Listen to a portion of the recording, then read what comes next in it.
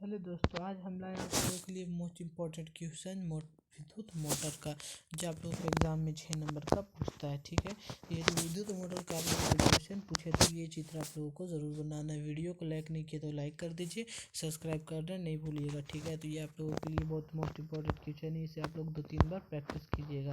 तो आप लोगों से विद्युत मोटर का बोले तो ये वाला चित्र बना दीजिएगा। ये चित्र बहुत बढ़िया है। ठीक है, अब देखते हैं हम इसका विद्युत मोटर क्या है, इसका सिद्धांत क्या है, इसका कार्य विधेय क्या है, इसका संरचना क्या, हम लोग सब पढ़ेंगे। अब देखिए हम शुरुआत करते हैं वीडियो। तो देखिए क्या कर रहा है विद्युत मोटर, पहले जानेंगे हम लोग विद्युत मोटर किसे कहते हैं। विद्युत मोटर एक ऐसी युक्ति है, ऐसी एग्जाम में आप लोगों को लिखना है, 1 नंबर भी नहीं कटेगा, 6 नंबर पक्का। विद्युत मोटर एक ऐसी युक्ति है, कैसी युक्ति है, तो एक ऐसी युक्ति है जिससे विद्युत ऊर्जा को यांत्रिक ऊर्जा में बदला जाता है। ठीक है, विद्युत ऊर्जा को यांत्रिक ऊर्जा में बदला जाता है। और यदि बोल दिया जाए यांत्रिक ऊर्जा को विद्युत ऊर्जा में बदल रहा है तो वो जन्यत्र हो जाएगा। लेकिन यहाँ पे क्या बोल रहा है, तो विद्युत ऊर्जा को यांत्रिक ऊर्जा में बदला जा रहा है, यानी कि विद्युत मोटर है। ये आप लोग विद्युत मोटर का परिभाषा दे दीजिएगा। ये आप लोगों को 2 नंबर में भी आता है, लघु उत्तरीय प्रश्न में भी ये आता है, तो आप लोग इतना लिख दीजिएगा। देखिए सिद्धांत भी लघु उत्तरीय प्रश्न में आता है, जो आप लोगों को 2 नंबर का रहता है। तो देखिए विद्युत मोटर का सिद्धांत बहुत ईजी है। क्या कह रहा है, किसी चालक तार या कुंडली की चुंबक कुंडली को किसी चालक तार या कुंडली, चाहे तो चालक तार हो या फिर कुंडली हो, को चुंबकीय क्षेत्र में रखकर धारा प्रवाहित की जाती है। यानी कि उसको चुंबकीय क्षेत्र में रखकर उसमें धारा प्रवाहित की जाए तो उन पर एक बल कार्य करता है, जो उन्हें घूर्णन गति प्रदान करता है। उन पर एक बल कार्य करने लगता है, यानी चुंबक का उस पर बल कार्य करने लगता है, जो उसे घुमाते रहता है, यानी कि उसे घूर्णन गति प्रदान करता है। इसकी दिशा फ्लेमिंग के बाएं हाथ के नियम के अनुसार निर्धारित होती है, यानी कि जो फ्लेम के बाएं हाथ नियम है उसके द्वारा निर्धारित होती है कि वह किसके तरफ घूमेगी।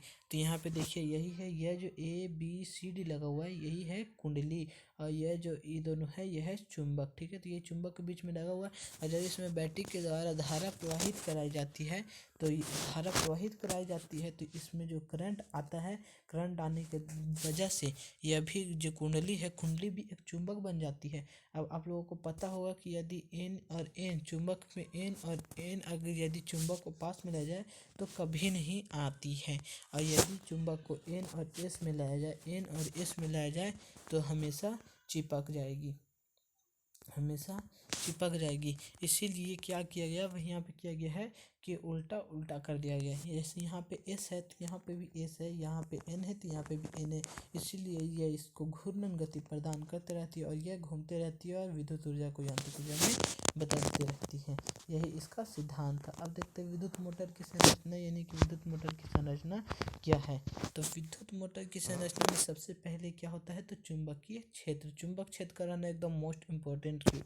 चुंबक क्षेत्र रहेगा ही नहीं तो उसे घूर्णन कैसे प्रदान करेगा। तो देखिए क्या कर रहा है, यह एक अस्थायी चुंबक है, इसमें जो लगा रहता है अस्थायी चुंबक लगा रहता है, यानी कि वह एक जगह स्थित रहता है, का क्षेत्र है, अस्थायी चुंबक का क्षेत्र है, यानी यह अस्थायी चुंबक है उसके बीच का क्षेत्र है, जिसका ध्रुव N और S है। देखिए चित्र में हम जब देखते हैं, यह जो आप लोगों को दिख रहा होगा ये एक अस्थायी चुंबक है, जो N और S के जो बीच का क्षेत्र हुआ यही हुआ चुंबकीय क्षेत्र, इसी को कहा गया है चुंबकीय क्षेत्र। अब देखिए दूसरा में क्या गया है, आर्मेचर किसे कहा गया है, सुनिए।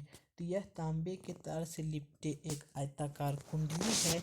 यह कुंडली चुंबक में N और S के बीच घूमती है, यानी कि जो आर्मेचर किसे कहा गया, तो देखिए यह जो कुंडली है तांबे के तार की लपटी हुई है जो कुंडली है, इसी को कहा गया है आर्मेचर। और यह कहाँ रहती है, तो चुंबकीय क्षेत्र के बीच में रहती है और यही हमेशा घूमते रहती है। ठीक है, तो अपना भाषा में लिख देना, एकदम अपना भाषा में लिखो, एकदम इसी को याद करके एग्जाम में जाके छाप देना है। तो देखिए क्या कह रहा है, तीसरा क्या कह रहा है, तो विभक्त वाले का मोस्ट इम्पोर्टेंट क्वेश्चन है। ये भी पूछता है, आप लोग पूरा नहीं पूछेगा, किसी एक के बारे में पूछेगा, और ये हमेशा पूछता है तो विभक्त वाले का क्या कार्य है।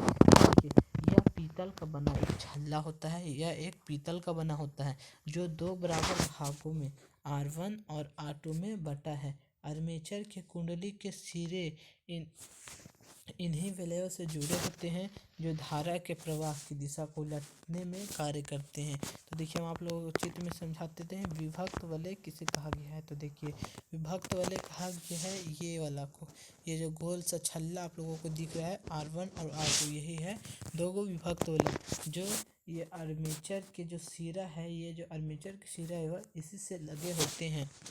और जब इसमें धारा प्रवाहित कराई जाती है तो आर्मेचर भी गोल गोल घूमता है और ये भी गोल गोल घूमता है। जब ये गोल गोल घूमता है तो इसका ये वाला इसके संपर्क में आता है और ये इसके संपर्क में आता है, यानी कि धारा का प्रवाह चेंज हो जाता है। जब इसके संपर्क में आता है तो ये धारा ऐसे प्रवाहित हो रही होती है, और जब ये उधर और ये इधर चलाता है तो धारा ऐसे प्रवाहित होने लगती है। ठीक है, तो इसी के कारण इसमें हमेशा घूर्णन गति प्रदान होती रहती है, यही इसमें बताया जा रहा है। विभक्त वलय का इसमें बहुत महत्वपूर्ण काम है, विभक्त वलय का हमेशा पूछता है। अब देखिए क्या क्या है ब्रूस। ब्रूस क्या है, तो वलय R और R1 और R2 धातुओं की बनी दो पत्तियों B1 और B2 को स्पर्श करती है, जिन्हें ब्रूस कहते हैं। इन दो ब्रूसों को जोड़ने वाली तारों के बीच बैटरी लगी होती है, जो एक ब्रूस से धारा कुंडली में प्रवेश करती है तथा दूसरे ब्रूस से निकलती है। तो देखिए आपको दिखाते हैं ब्रूस किसे कहते हैं। तो यहाँ पे जो चित्र में दिखाया गया है, ये जो दिखाया गया है यही है ब्रूस, और ये जो ब्रूस है वलय का वो रहता है विभक्त वलय से सटा हुआ रहता है। अब देखिए ब्रूस क्या करता है, तो ये जो कुंडली है, कुंडली ये जो बैटरी ये जो ब्रूस है, तो ब्रूस में जो तार लगा हुआ रहता है उसी के बीच में कहीं पर भी लगा हुआ रहता है बैटरी, उसी में कहीं पर भी बैटरी लगा रहता है। और जब बैटरी से धारा प्रवाहित होगी तो धारा प्रवाहित होकर सबसे पहले ब्रूस से टच होगी, ब्रूस से यह कुंडली में धारा प्रवाहित होगी, और ये धारा प्रवाहित होकर कहाँ से, तो ब्रूस दूसरा से यह धारा वापस चली जाएगी। तो यही कह रहे हैं यहाँ इधर से धारा आती है और उसके बाद फिर इधर से दूसरे ब्रूस से निकल जाती है, और यही जब ये इससे संपर्क करेगा और ये इससे संपर्क करेगा तो इसकी जो धारा है वो बदल जाएगी, इसकी धारा इधर हो जाएगी, कुंडली से धारा इधर जाने लगेगी और फिर धारा इधर से जाने लगेगी, उल्टा हो जाएगा। ठीक है, तो वही कहा गया फ्लोएम के बाएं हाथ के नियम के द्वारा इसके धारा प्रवाहित की दिशा बदलती रहती है, यानी कि निर्धारित होती है। अब देखिए क्या चीज़ इसका हो गया। अब कार्यविधि, कार्यविधि क्या होता है।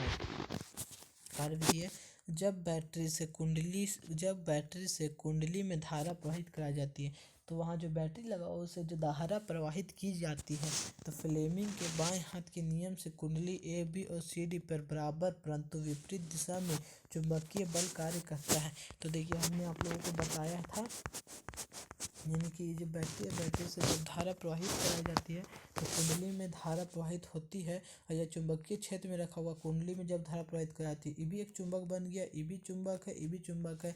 इसीलिए चुंबक का चुंबक यदि एन और एन आता है तो हमेशा उसको ढकेलेगा, इसको ढकेलेगा, इसको ढकेलेगा, इसको ढकेलेगा, यानी कि विपरीत दिशा में इसको बल लगते रहेगा और यह गोल गोल घूमते रहेगी। तो यही इसको बता रहा है कार्यविधि में कि जब धारा प्रवाहित कराई जाती है तो कुंडली और ए बी और ए सी डी में बराबर परंतु विपरीत दिशा में चुंबकीय बल कार्य करती है, जिससे कुंडली घूमने लगती है। तो जिससे कुंडली घूमने लगती है अभी मैंने आप लोगों को बताया, और इसके साथ लघु विभक्त वलय भी घूमने लगते हैं, जिसके कारण वलय एक ब्रूस से दूसरे ब्रूस के संपर्क में आते हैं, जिससे धारा की दिशा बदलती रहती है और कुंडली लगातार एक ही दिशा में घूमती रहती है। तो यहाँ पे देखिए आप लोग बताते हैं, यानी कि आप लोगों को मैंने पहले ही बता दिया, ये कुंडली लगभग विभक्त वलय से विभक्त वलय टच है ब्रूस से। तो ब्रूस से जो टच है तो यहाँ से जब धारा प्रवाहित होती है, जब धारा यहाँ से प्रवाहित हुई तो यह पहले इधर से गया, इसमें धारा प्रवाहित हो रहा है, कुंडली इधर से आया, और इसमें धारा प्रवाहित हो रहा है तो कुंडली इधर से गया। ठीक है, और जब वही ये इसके संपर्क में आता है, ये इसके संपर्क में आता है तो धारा का प्रवाह बदल जाता है।